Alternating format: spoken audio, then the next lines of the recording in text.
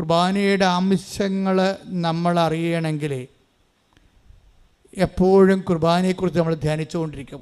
എൻ്റെ കുഞ്ഞുനാളിലൊക്കെ പള്ളിയിൽ പോകുമ്പോൾ ഞാൻ 4ാം ക്ലാസ്സിലൊക്കെ ചെല്ലുമ്പോൾ ലത്തീം കുർബാന അച്ഛൻ അങ്ങോട്ട് തിരിഞ്ഞാണ് അർപ്പിച്ചുകൊണ്ടിരുന്നത്. അപ്പോൾ അതിനുശേഷം വത്തിക്കാൻ സുനഹദോസ് കൂടി പിതാക്കന്മാരിലൂടെ അത് മലയാളത്തിൽ ചെല്ലാൻ പറഞ്ഞ്, അപ്പോഴാണ് ഇടിമുഴക്കം ഉണ്ടായത്.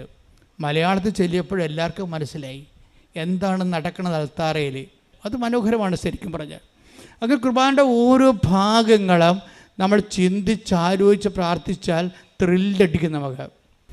കുർബാനയൊക്കെ കർത്താവ് പാപത്തിൻ്റെ പരിഹാരമായിട്ട് ദൈവം കണ്ട നീതിയുടെ ഏറ്റവും വലിയ കാഴ്ചയാണ്.